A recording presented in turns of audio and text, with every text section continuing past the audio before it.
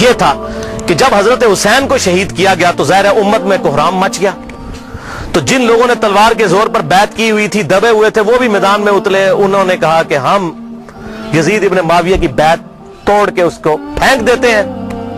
سب سے پہلے اہل مدینہ نے بغاوت کی، اور صحیح مسلم میں کتاب الامارہ چیپٹر میں موجود ہے یہ چیز، امارت کے بیان والے چیپٹر میں صحیح مسلم کے اندر. اور جب بیعت توڑی تو ظاہر ہے کہ پھر یزید کو غصہ آیا، اس نے پھر فوج اپنی بھجوائی اور اس نے اہل مدینہ کے اوپر جو ہے وہ چڑھائی کر دی. 3 دن تک مدینہ تو رسول کو حلال ٹھہرا لیا کہ وہ حضرت عثمان غنی رضی اللہ تعالیٰ عنہ جنہوں نے شہادت گوارا کر لی، لیکن مدینہ میں اپنے دفاع میں تلوار نہیں اٹھنے دی کہ مدینہ تو رسول میں میری وجہ سے خون نہ گرے.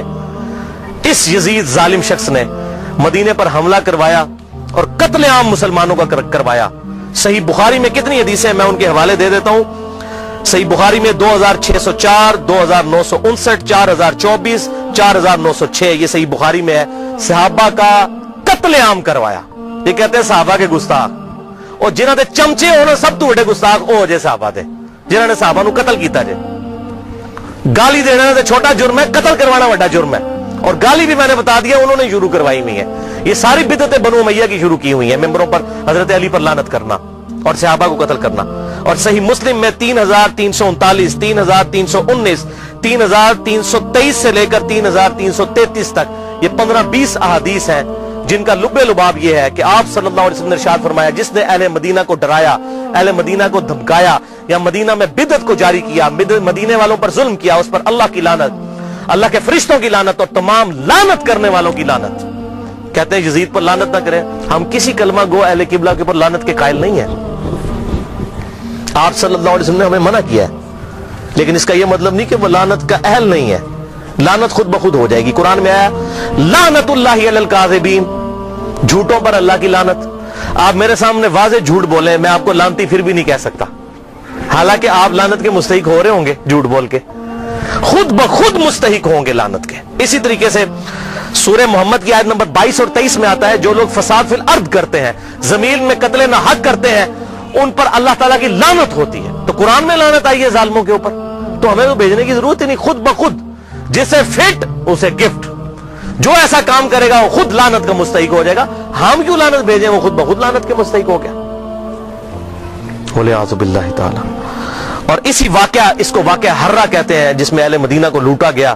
اور یہاں تک کہ حافظ ابن کثیر جو آخری درجے تک اہل شام کا دفاع کرتے ہیں، لیکن یہاں پر وہ بھی تڑپ اٹھے اور انہوں نے کہا کہ یہ یزید نے جو ظلم ڈھایا، 1000 صحابیات اور تابعیات بغیر شادی کے حاملہ ٹھہری. زنا کیا یزید کی فوجوں نے. 3 دن تک مسجد نبوی میں گھوڑے باندھے وہاں پر پیشاب کرتے رہے اور مسجد نبوی میں نماز نہیں ہوئی. اور حتیٰ کہ پھر حافظ ابن کثیر تڑپ اٹھے جب مختار سخوی نے 22,000 قاتلین حسین کو ایک ایک لسٹ بنا کر قتل کیا، تو ابن کثیر کہتے ہیں کہ اس نے مسلمانوں کے دل ٹھنڈے کر دیے. ایک تو توابون کھڑے ہوئے 4000 کے قریب، لیکن وہ عبید اللہ ابن زیاد کا مقابلہ نہیں کر سکے. بعد میں مختار سخوی نے جس طریقے سے ان کو قتل کیا جو حضرت حسین کے خلاف کھڑے ہوئے تھے. اور آپ دیکھیں اس کا سرغنہ کون تھا؟ عمر ابن سعد ابن ابی وقاص، جنتی صحابی کا بیٹا. حضرت نوح علیہ السلام پیغمبر سے بیٹا کیا نکلا؟ کافر. کہتے نہیں صحابہ کی اولاد، او بھائی نبی کی اولاد سے بڑھ کر کون ہو سکتا ہے؟ حضرت نوح کا بیٹا کافر. تو اس کی وجہ سے حضرت نوح کو تو کوئی لعن طعن نہیں کر سکتا.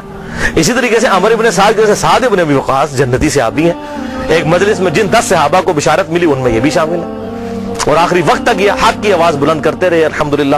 اب سعد ابن ابی وقاص میں صرف بیان کروں کس طرح وہ حضرت علی کے فضائل امیر معاویہ کے دور میں بیان کرتے تھے اور ڈنکے کی چوٹ پہ کرتے تھے، اور جو لوگ حضرت علی پر لعنت کرتے تھے ان کے وہ خلاف کھڑے ہوتے تھے. یہ پورا ایک ٹاپک ہے بخاری اور مسلم کے اندر، جو کبھی ٹائم ملا تو میں انشاءاللہ بیان کروں گا. لیکن بیٹا آگے دیکھیں کیا نکلا.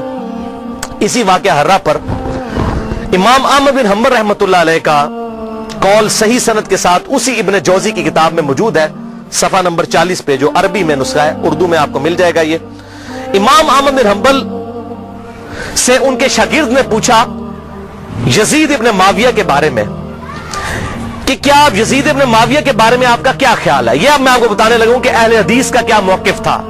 سب سے بڑے اہل حدیث اہل سنت امام احمد بن حنبل المتوفا 241 ہجری، جو اہل سنت کے بڑے ائمہ ہیں، بخاری اور مسلم کے استاد ہیں. اور وہ کیا کہہ رہے ہیں؟ آپ حدیث میں کس کو لیتے ہیں کہ جی کس راوی پر بحث کرنی ہے؟ آپ کہتے ہیں یہ فلاں محدث اس کو ضعیف کہتا ہے. اب یہ سب سے بڑا امام اہل سنت کا کیا کہہ رہا ہے؟ وہ کہتے ہیں کہ یزید وہی ہے جس نے مدینے والوں کے ساتھ وہ کرتوت کیے جو اس نے کیے. شاگرد نے پوچھا یزید نے کیا کیا تھا؟ احمد بن حنبل نے فرمایا اس نے مدینے والوں کو لوٹا تھا. شاگرد نے پوچھا کیا ہم یزید سے حدیث بیان کر سکتے ہیں؟ احمد بن حنبل نے فرمایا یزید سے حدیث مت بیان کرو، اور کسی کے لیے یہ حلال ہی نہیں ہے کہ وہ یزید سے ایک حدیث بھی بیان کرے. پھر شاگرد نے پوچھا کہ جب یزید نے یہ حرکتیں کی تھیں تو کن لوگوں نے یزید کا ساتھ دیا تھا؟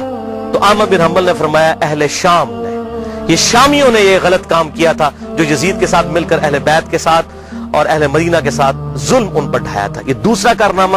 اور تیسرا سیاہ کارنامہ 64 ہجری میں اسی دوران حضرت عبداللہ ابن زبیر رضی اللہ تعالیٰ عنہ، یہ وہ صحابی ہیں جن کے بارے میں صحیح بخاری میں آتا ہے جب مسلمان ہجرت کر کے مدینہ شریف آئے تو یہودیوں نے کہا ہم نے مسلمانوں پر بندش کر دی ہے، ان کے گھر اب اولاد نہیں ہوگی. تو سب سے پہلے بیٹا پیدا ہوا حضرت ابو بکر کا نواسا عبداللہ ابن زبیر. حضرت عائشہ کی جو بہن تھی اسما بنت ابی بکر، ان کا بیٹا عبداللہ ابن زبیر. اور حضور نے اپنے مبارک ہاتھوں سے ان کو گٹی دی تھی کھجور چبا کر، صحیح بخاری میں آتا ہے. یہ وہ ہیں عبداللہ ابن زبیر صحابی. یہ بھی حضرت حسین کی طرح جن چند بڑے لوگوں نے بیعت نہیں کی. کون کون تھے ان میں؟ حضرت حسین ابن علی، علی کا بیٹا، حضرت عباس کا بیٹا عبداللہ ابن عباس، ابو بکر کا بیٹا عبد الرحمن بن ابی بکر، اور زبیر کا بیٹا ابن زبیر، عبداللہ ابن زبیر. تو یہ نمائندہ شخصیات ہی سامنے آتی ہیں نا. مجھے بتائیں آج اگر زرداری اور نواز شریف مل کے عمران خان کی بیعت کر لیں تو کیا یہ دو بندوں کی بیعت ہوگی؟ پوری پارٹی کی. یا عمران خان اور زرداری مل کے نواز شریف کی کر لیں، یا عمران خان اور نواز شریف مل کے زرداری کی بیعت کر لیں تو کیا یہ دو بندوں کی بیعت ہوگی؟ پوری پارٹی کی. وہ کہتے ہیں سب نے بیعت کر لی تھی. اور بھائی نمائندہ شخصیات تو امت کی یہی تھی نا، باقی تو سارے بیچارے اسی طرح ہوتے ہیں. حسین تے نہیں روزانہ ماما جمنیاں، حسین بننا سوکھ ہے. آپ نے بخاری میں حضرت ابو ہریرہ کا قول سن لیا کہ وہ کہتے ہیں مجھے ڈر ہے میں ان لوگوں کے نام بتاؤں تو مجھے قتل کر دو. تو انہوں نے اپنی جان بچائی. جان بچانا بھی فرض ہے، لیکن اعلیٰ ترین درجہ یہ ہے جو صحیح مسلم میں حدیث ہے، انٹرنیشنل نمبر کے مطابق 177 نمبر حدیث صحیح مسلم کتاب الایمان میں، کہ برائی جب دیکھو تو ہاتھ سے روکو. ہاتھ سے نہیں روک سکتے، زبان سے، نہیں تو کم از کم دل میں برا جانو. لیکن ذالک اضعف الایمان، یہ ایمان کا سب سے لوئسٹ درجہ ہے. تو حضرت حسین لوئسٹ درجے پر تو نہیں تھے بھائی. جس کے جینز پروفٹ کے جینز ہوں، جس کا بلڈ اور خون نبی کا خون ہو، وہ لوئسٹ درجے پر ایمان رکھے گا؟ وہ تو آگے بڑھ کر باطل کا مقابلہ کرے گا. یہی وجہ ہے کہ حضرت حسین جو ہیں انہوں کو یہ ٹائٹل ملنا تھا. اور یہ بھی آپ بات یاد رکھیں، حضرت حسین نے حضور کی زندگی میں کیا کارنامہ کیا ہے؟ 6.5 سال عمر تھی، حضور صلی اللہ علیہ وسلم کی وفات ہو گئی. کارنامہ کرنا تھا. اسلام تقوی کی بنیاد پہ کسی کو ٹائٹل دیتا ہے، ان اکرمکم عند اللہ اتقاکم. حضرت حسین نے کون سا کارنامہ کیا تھا؟ کارنامہ بھائی کرنا تھا. جنتی نوجوانوں کا ٹائٹل اس لیے ملا کہ انہوں نے وہ کام کرنا تھا کہ جب امت سو چکی ہوئی تھی انہوں نے امت کو جگایا. اور ایسی بھی امت جاگی کہ آج تک جب بھی کہیں پر ظلم ہوتا ہے حسین کی مثال پیش کی جاتی ہے. لوگ کہتے ہیں کیا ہوا جی، حسین کے ساتھ بھی تو 72 لوگ تھے نا. اگر ہم تھوڑے ہیں، سورہ نحل میں آیا کہ ابراہیم علیہ السلام اکیلے ہی پوری امت تھے. حق تھوڑا ہو، حق حق ہے، باطل باطل ہے، چاہے وہ کثرت میں کتنا ہی زیادہ ہو. ٹھیک ہے، تو یہ بات آپ سمجھیے اس حوالے سے. تو عبداللہ ابن زبیر نے بھی بغاوت کی.